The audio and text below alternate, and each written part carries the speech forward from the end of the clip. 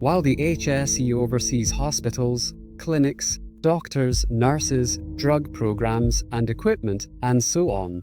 What then is the role of the Department of Health?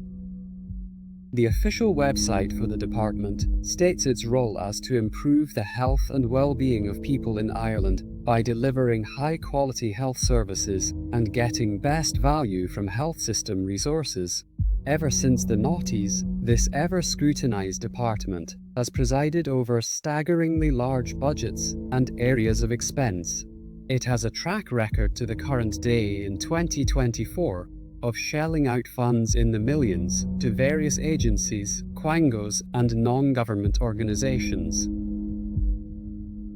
Its current minister in 2024, Stephen Donnelly, has come under fire in the course of their tenure, while previous Minister Simon Harris also received major criticism for what appears to be the dreaded position of Health Minister for the ever-troubled Department of Health.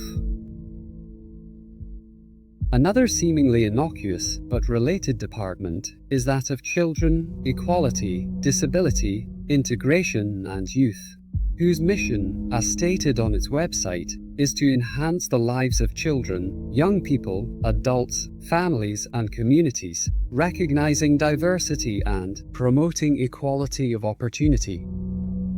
The current minister, as of 2024, Roderick O'Gorman, is proving to be the most extreme left minister running the department to date, having shelled out hundreds of millions to international protection, as well as promotion and funding for gay and trans activities. With recent information coming to light, he is deliberately issuing more money for equality and integration than children, disability and youth.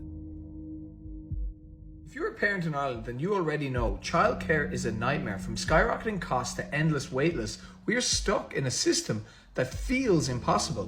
But why is it this bad, and what can we actually do about it? This week's Times, Claire Moriarty sets out her lived experience, and I particularly like her closing point here. She says that good and accessible childcare is indispensable public infrastructure, as necessary to society and the economy as transport, health and energy. And I could not agree more, but I don't think anyone in government agrees. So let's take a look at a brief history of childcare in Ireland. In 1994, we appointed our first Minister for Children. Then in 2000, as part of a radical budget overhaul, we introduced a concept called tax individualisation. This radically impacted stay-at-home parents and forced stay-at-home parents to go into the workforce.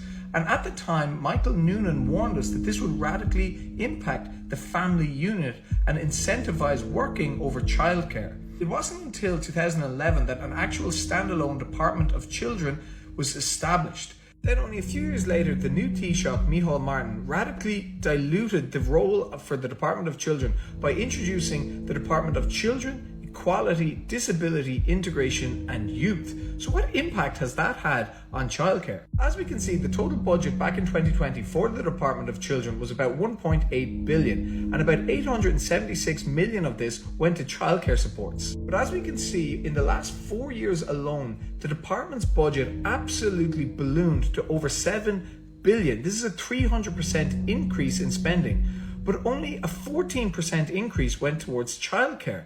We are now spending more on equality and integration than we are on children, disability and youth. A total of 4.8 billion is now being spent across these categories of an equal and inclusive society and a fair and efficient support system for international protection seekers. What's interesting is that the Department of Children publishes its purchase reports every quarter. In the most recent quarter, you can see that millions and millions are being paid to hotels. Cape Wrath Hotel Unlimited, Guestford Limited, Travelodge Hotels, Holiday Inn. All of this is coming from the Department of Children's budget, and it's all for asylum centres. Meanwhile, Irish families are having to put life on hold because they cannot afford childcare supports. They cannot afford to have the families that they want. This is having a major impact on Irish birth rates. We have some of the lowest birth rates in the world at the moment. So look, I'm calling for common sense. We need to stop spending billions on equality and integration and start spending money on Irish families, childcare supports. Like, what the hell are we here for? What's the point of going to work and paying all these taxes if we cannot afford to have the families we want? We should be a family inclusive society. That's what I stand for, is family values. I'm running in the general election in Dublin Bay South. If you want to vote for someone who has common sense and wants to call out the lunacy of spending that is going on with this government, then vote for me. Vote for Nick Delahanty, number 1. O'Gorman is currently facing serious questions and calls to resign for their incompetence in the case of missing children from state care, currently in their tenure as of 2024.